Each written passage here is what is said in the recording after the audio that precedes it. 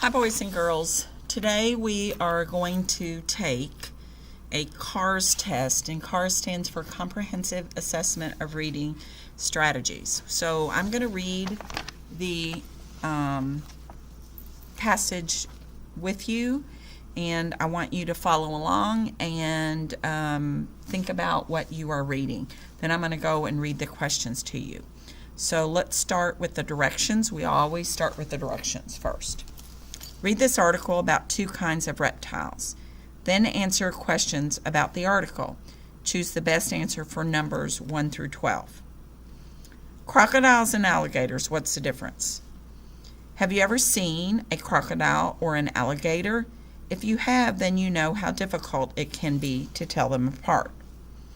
Because these cold-blooded reptiles are both members of the same family, there are many ways in which they are alike. For example, both crocodiles and alligators love to be warm. They bask in the warmth of the sun for hours each day. Like other reptiles, the body temperature of crocodiles and alligators is always the same as of their surroundings.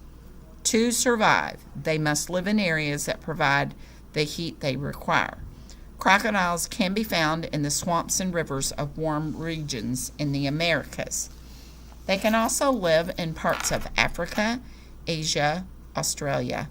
Alligators are commonly found along warm coastal areas in the United States and in parts of China. Finding differences between a crocodile and alligator can be difficult. The first thing you can do to try to tell them apart is to look at the jaws of each reptile.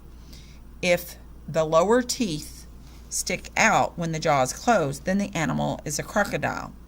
If you cannot see the lower teeth when the jaw is closed, then the animal is an alligator. Another way to distinguish between a crocodile and an alligator is by their size. Crocodiles can be as much as 20 feet long, but most alligators are about 12 feet or smaller. Just because an alligator's body is smaller than a crocodile's, this does not mean every part of it is smaller. In fact, the alligator's snout is large and rounded like a worn crayon tip. The crocodile's snout is thin and pointed like a sharp pencil.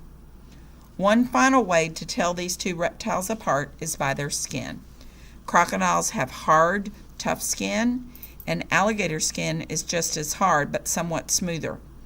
You now should have enough information to tell the difference between crocodile and an alligator. If you should ever the opportunity to test your knowledge, though, keep a safe distance. Crocodiles and alligators are swift and dangerous animals. Question number 1, finding the main idea. The first paragraph mainly describes A, the behavior of crocodiles and alligators, B, similarities between crocs and alligators, C, the many differences between crocs and other reptiles, D, reptiles that are related to crocodiles and alligators. Number 2, recalling facts and details. Alligators are commonly found, A, along the coast in warm areas of the United States and in China, B, in the swamps and rivers of China and the Americas, C, only in parts of Africa, Asia, and Australia, D, on all continents wherever there is water. Number 3, understanding sequence.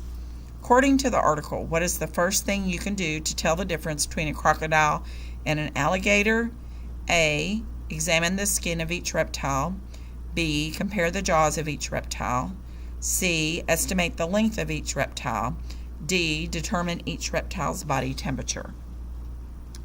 Number 4, the body temperature of reptiles is always the same as that of their surroundings because A, reptiles bask in the sun for hours. B, reptiles prefer warm climates.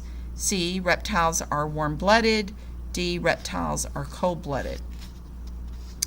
Comparing and contrasting. Which of these tells how the jaws of the alligator differ from the jaws of a crocodile? A, the alligator does not have a jaw, but the crocodile does. B, the alligator has a round jaw, but the crocodile has a pointed jaw.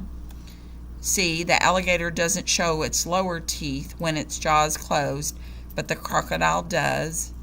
D, the alligator has a small jaw, but the crocodile has a large jaw. Number 6, making predictions.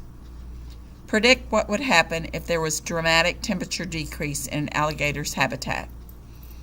A, the alligator would dwell only in the water instead of both on land and in water. B, the alligator would maintain a higher body temperature. C, the alligator would not be able to tolerate and change and would die. D, the alligator would adapt to the cooler temperatures. Turn the page, please. Finding word meaning in context. In the article, distinguish means A, examine the similarities. B, determine the differences. C, compare the lengths. D, maintain a safe distance. Number 8, drawing conclusions and making inferences. Information in the article suggests that A, crocodile spends all of its time in the water. B, crocodile prefers warm temperatures than an alligator. C, the body temperature of crocodiles and alligators can vary. D, an alligator is considered more dangerous than a crocodile. Number 9, distinguishing between fact and opinion. Which of these is an opinion? Crocodiles live in Africa. B, crocodiles have a pointed snout. C, crocodiles like to bask in the warm sun. D, crocodiles are fascinating reptiles. Number 10, identifying author's purpose. The article was written mainly to A, describe the likenesses and differences between two reptiles of the same family. B, explain why crocodiles and alligators are classified as reptiles. C, entertain readers with interesting facts about crocodiles and alligators. D, convince readers to keep safe distance from the dangerous reptiles. Number 11, the phrase rounded like a worn crayon tip is an example of A pun, B, a metaphor, C, a simile, D, an exaggeration. 12. Which of these is the best summary of the article? A, crocodiles and alligators are identical in most ways. Crocodiles and alligators may appear similar, but there are several differences between them. C, crocodiles and alligators are members of the same family of reptiles. D, the main difference between crocodiles and alligators is the surface of their skin. So now we're ready for pretest part 2. I'm going to do the same thing. I'm going to read the article to you. I want you to follow along. Then we're going to answer 12 questions that go along with this article. Read this article about a popular author of books for children and young adults. Then answer questions about the article. Choose the best answer for numbers 1 through 12. Eve Bunting was born on December 19, 1928 in Northern Ireland. This region had a rich history of storytelling. Long ago, storytellers went door to door telling stories, tales, and legends. Such a storyteller was called a Sean-Uki. Maybe I'm a bit of a Sean-Aki myself, says Bunting, telling stories to anyone who will listen. In 1958, Bunting immigrated to the United States with her husband and their 3 children. They settled in California. In 1969, filled with many ideas and a desire to write for children, Bunting enrolled in a class that Pasadena City College called Writing for Publication. Bunting's first book, The Two Giants, was published in 1972. This book was inspired by a folktale Bunting heard in childhood about an Irish giant named Finn McCool and how he defeated Cullen, a terrible giant from Scotland. I thought everybody in the world knew that story. When I found out they didn't, well, I thought they should, said Bunting. Since that first book, Bunting has gone on to publish more than 200 books for children and young adults. Bunting enjoys writing about a wide variety of subjects, always trying to tell a story for every child and every interest. If you want to read about a young girl's journey to a new land, you may enjoy Dreaming of America. If sports are more up your alley, you could read Trouble on the T-Ball Team. If you're looking for a spooky story, you should check out In the Haunted House. Bunting has also written picture books and nonfiction books. Bunting has received many awards for her work, including the Caldecott Medal. In 1776, Bunting won the Golden Kite Award from the Society of Children's Books Authors and Illustrators. Today, Bunting sits on the board of this very organization. In addition to her writing career, Bunting has also taught writing classes at the University of California in Los Angeles. She lives with her husband in Pasadena, California. Only Bunting knows what adventures lie within the pages of her next book. Question number 1, finding the main idea. The first paragraph tells mainly about A, Bunting's childhood in Ireland, B, the stories Bunting heard as a child, C, storytellers once common in Ireland, D, various traditions of storytelling. Recalling facts and details. Question 2. Bunting's first book was based on A, an actual event, B, a folk tale, C, a Scottish myth, D, a fairy tale. Number 3, understanding sequence. The timeline shows some of these events in Bunting's life. Bunting is born in Northern Ireland. Then there's a blank. Bunting wins the Golden Kite Award. What belongs in the empty box? Bunting's first book is published. Bunting enrolls in a writing class.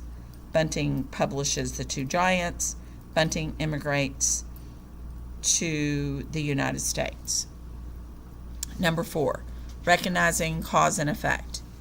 Because Bunting likes to tell stories for every child, she writes A, many books about sports, one new book each year, stories about a variety of topics, stories about children around the world. Comparing and contrasting.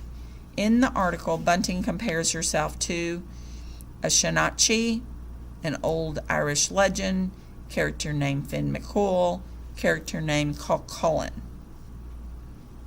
Number 6, predict which topic Bunting would most enjoy writing about.